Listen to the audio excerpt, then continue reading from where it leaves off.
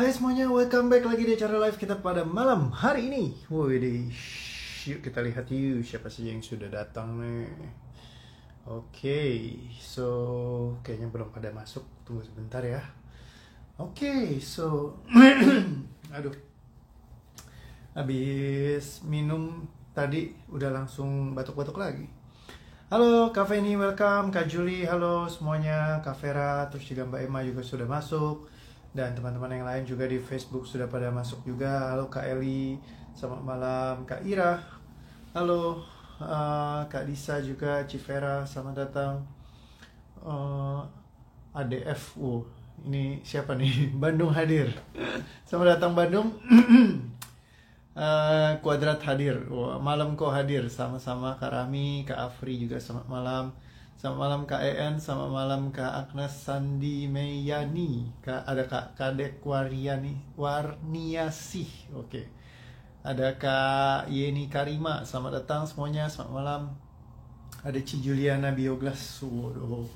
Pakai topi lagi dong kok, waduh, topinya lagi diumpetin. Kok kelihatannya beda? Apa yang beda ya? Welcome semuanya, ada Kak Desi juga. Kak Rani, Kak Mardia, selamat malam. Semoga bahagia selalu. Yes, amin. Selalu bahagia ya. Bang Kinang hadir. Bang Kinang di wilayah mana tuh? Menarik juga namanya. Selamat malam Kak Desi, Kak Cencu. Selamat datang juga Kak Lastiur, Kak Yunita. Oke, sip. Sudah ada 46 orang di Facebook dan masih bertambah. Yang di Instagram juga sudah pada mulai datang. Ada Kak Sinta, Kak Yuni, Kak Sri Nadi, oke. Selamat datang Kak. Kayaknya baru lihat juga nih ya Kak Sri Nadi. Kak Aisen Liang datang lagi. Ya ini rutin juga Kak IC. Hadir kok malam-malam di IC katanya Kak Vera. Oke, so welcome di acara yang malam hari ini teman-teman. Dan tema hari ini kita ngebahas masih sama kayak yang kemarin. Kita ngebahas tentang di tubuh fisik ya, seputaran tubuh fisik, bahwa emosi itu terekam di dalam tubuh fisik kita, sehingga jadi beban-beban emosi itu nyangkut dan di dalam tubuh ini jadi kayak bikin kita jadi kayak tubuhnya itu gampang kena sakit biasanya, ataupun problem-problem lainnya. Nah biasanya jadi kalau misalkan ada rasa-rasa tertentu yang nyangkut gitu ya, kesimpannya di tubuh fisik kita.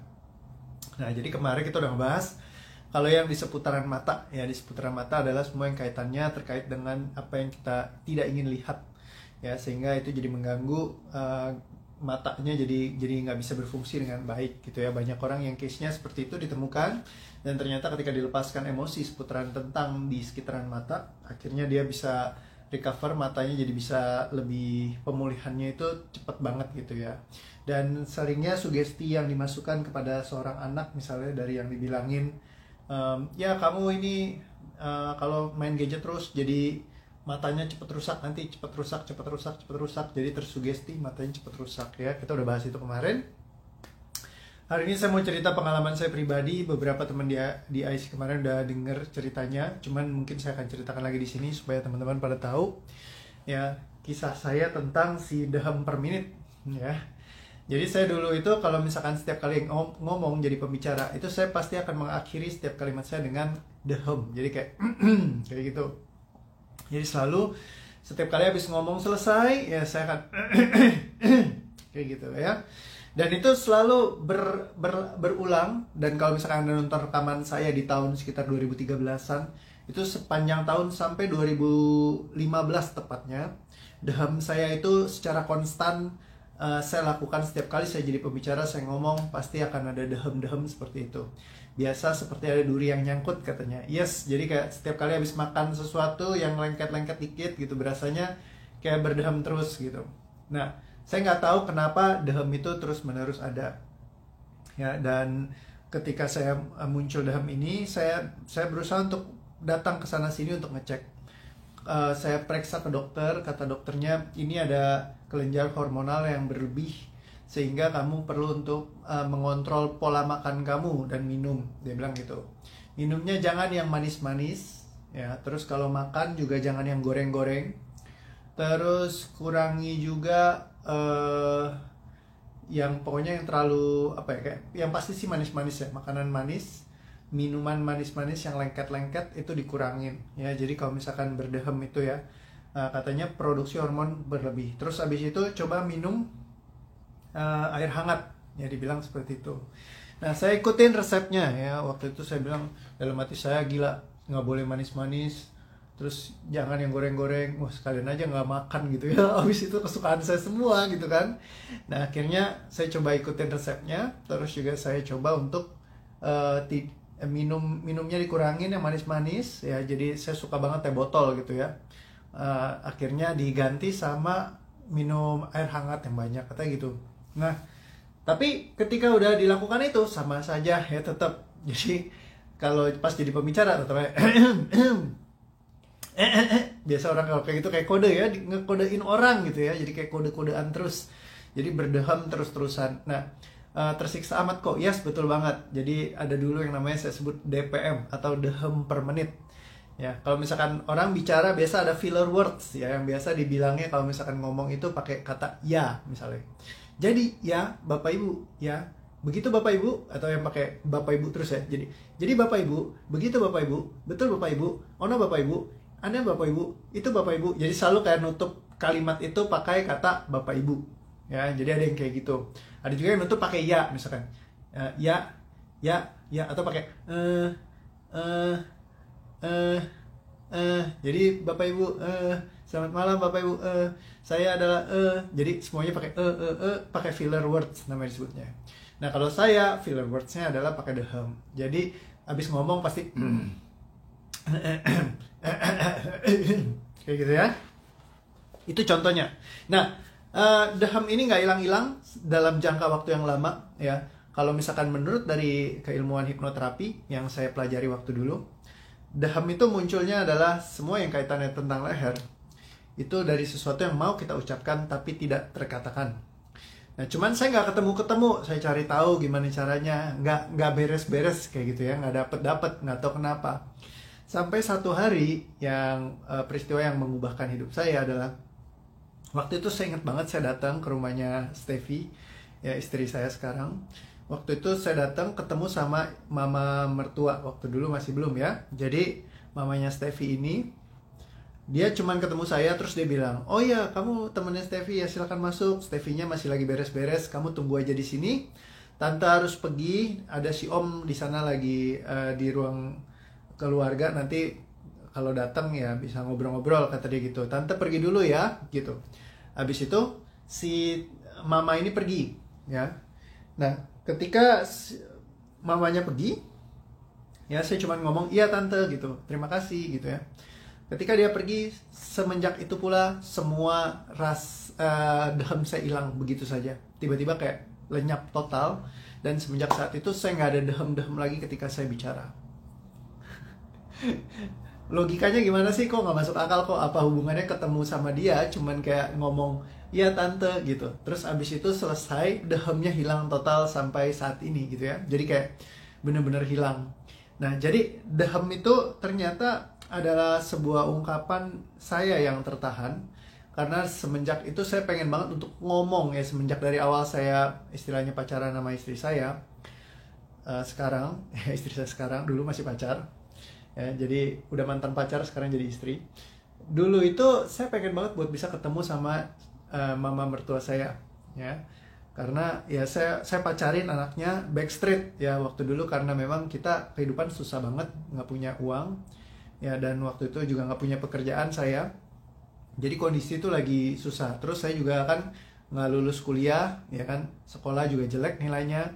Jadi pas lagi saya mau ketemu dia, istri saya nggak ngasih.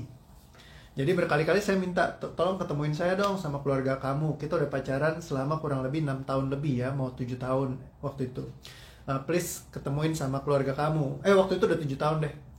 Nah, cuman dia tetap nggak mau kasih saya ketemu sama mamanya. Kenapa? Karena dia bilang gini, mama itu orangnya dia bener-bener saklek banget. Kalau dia nggak suka, dia akan bilang nggak suka. Kalau misalkan sampai dia nggak suka, kamu pasti nggak boleh datang lagi, dan aku nggak bakalan bisa ketemu lagi karena dilarang sama mama. Pasti nanti akan dikontrol semuanya, nggak boleh keluar lagi kayak dulu gitu ya. Jadi kita bakalan nggak bisa ketemu, dia bilang begitu. Jadi kalau kamu mau ketemu ya nanti akan nyusahin aku, dia bilang gitu, karena aku masih pengen ketemu kamu segala macem. Cuman kalau nanti dilarang mama, wah pasti akan sangat-sangat susah sekali, dia bilang gitu. Nah cuma waktu itu saya kan mikirnya, masa gitu sih, mama kamu jahat banget, nggak mungkin lah seperti itu gitu ya, saya pikir kayak gitu ya. Nah saya tetap ngotot, saya pengen ketemu, pokoknya pengen ketemu. Nah keinginan pengen ketemu itu teman-teman yang terkunci. Ibaratnya seperti hal, aku pengen banget ketemu, pengen ngobrol, pengen banget buat bisa ya mengungkapkan isi pikiranku gitu ya, kayak ngobrol segala macam. Tapi selama ini tuh ketahan.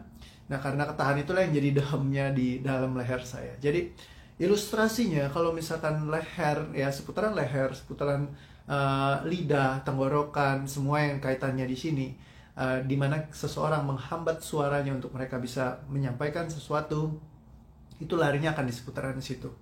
Ya jadi kalau misalkan ketahan, ya kita nggak nyampaikan, ya kayak ketunda, ya nggak bisa, tapi kita pengen ngomongin. Nah itu ilustrasinya yang nyangkut di leher.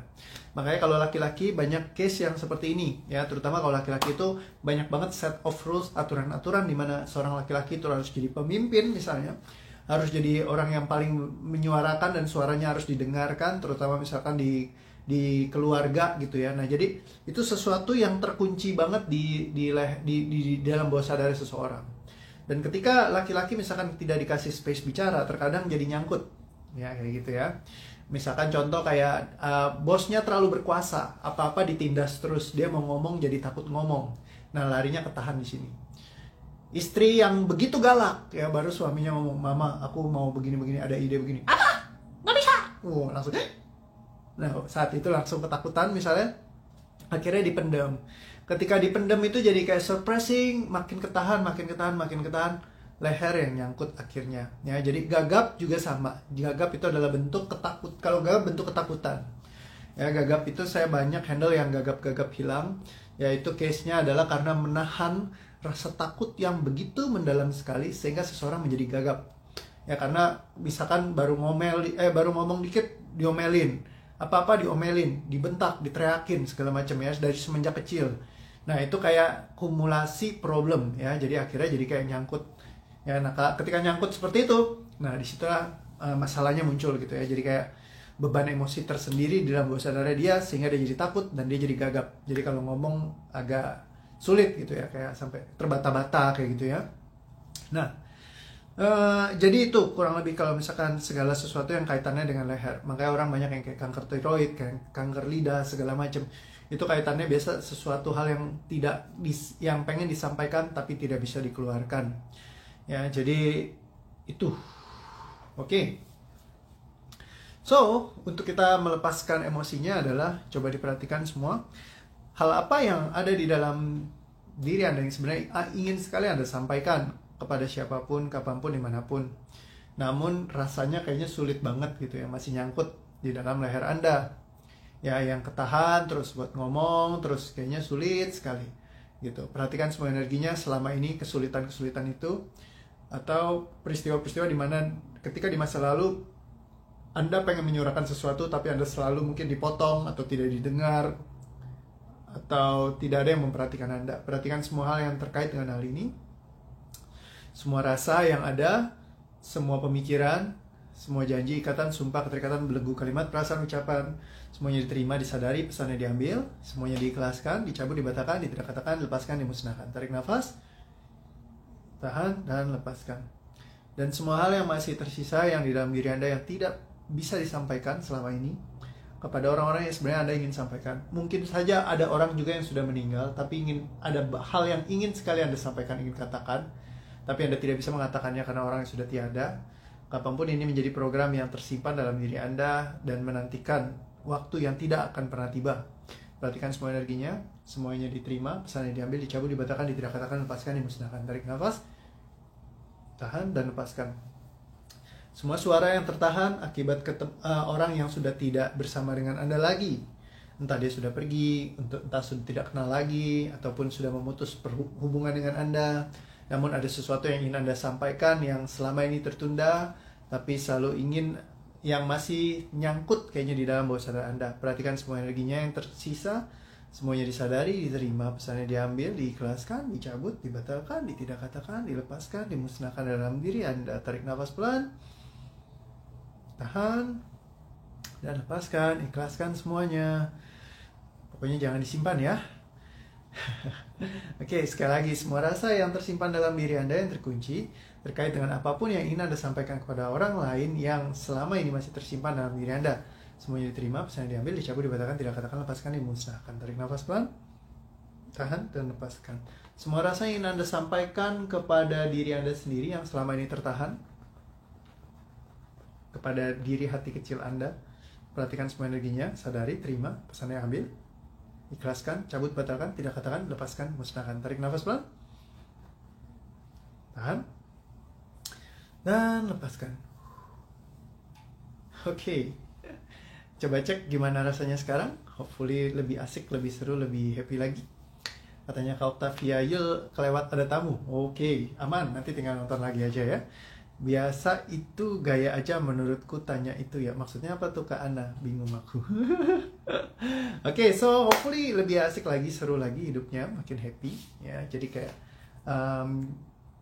intinya adalah kadang-kadang ada hal-hal yang tertahan dalam diri kita yang kita pengen banget ekspresikan tapi selama ini tidak bisa, dan semua menghalangi Anda untuk mengekspresikan apa yang Anda sampaikan. Semuanya diterima, pesannya diambil, diikhlaskan, dilepaskan. Tarik nafas pelan, tahan, dan lepaskan. Katanya Civera tidak jadi nangis. Lah emang tadi mau nangis toh. Plong, kata Kak Jevan Vina. Kata Kak Nurlaili Lin, jadi ringan. Yes. Habis sendawa, kata Kak Email, asik. Katanya Kak Feni, pengen nangis kok tapi sedikit lega, kata Kak Suryati. Nah biasa ada emosi yang tersimpan tuh, nanti nonton lagi aja diulang ya buat bisa buang emosinya. Katanya Kak Ana, lega juga kalau tarik-tarik nafas. Iya Kak, sebenarnya gampang banget buang emosi, tinggal tarik nafas doang ya. Jadi tinggal ikutin aja. Oke, sip, thank you. Kayaknya udah pada asik seru lagi. Nanti besok kita lepasin lagi yang lain lagi ya. Pas banget nih kalau pengen ngomong sama mama papa yang udah nggak ada. Sekarang rasanya lega sekali. Yes, mantap. Yes, apalagi kalau misalkan ada yang nyangkut sama orang tua ya yang udah nggak ada. Ya itu biasa kayak berat banget. Nah itu lepasin aja. Biar suara kita lebih kenceng lagi ya. Oktavnya kayak Civera P ya kemarin ya. Segala sesuatu yang ditahan itu nggak bagus. Terima kasih kok. Iya. Tapi bukan berarti kita bablasin juga ya. Intinya misalkan gini, walaupun misalkan mengendalikan emosi itu adalah sesuatu hal yang tidak baik ya, tapi bukan berarti kita jangan tidak mengendalikan emosi. Jadi artinya gini, ketika misalkan ada sesuatu hal yang bisa bikin tadinya kita marah meledak, kita perlu untuk bisa meredam dulu, sabar dulu ya. Tapi setelah sabar inilah jangan dipendam terlalu lama. Seringkali orang sibuk ngeredam, dia lama banget dipendam dalam bawah sadarnya. Nah jadi ketika kita ada sesuatu yang mengeksekusi kemarahan kita, boleh buat dipendam, boleh disurprise sebentar aja ya kan. Setelah selesai, ambil waktu singkat, baru dilepaskan semuanya, pung, dibuangin. Begitu udah dibuangin ya jadi ringan gitu ya. Ada Pak Adi, woi asik lepas juga, wes mantap. Pak Adi Gunaidi, mantap Jos, biar lebih seru lagi ya. Jadi kadang-kadang ada yang ketahan memang ya, misalkan kemana siapa aja ya, jadi ya itu kita lepaskan semua ya. So teman-teman, thank you. Hopefully lebih seru lagi dan asik lagi hidupnya. Nanti kita ketemu lagi besok ya, seperti biasa jam 8.30 kalau misalkan tidak ada perubahan, dan kayaknya sih nggak ada besok ya. Jadi sampai ketemu besok, see you again semuanya. Bye bye, tetap happy, selalu seru-seruan, asik-asikan. Dadah.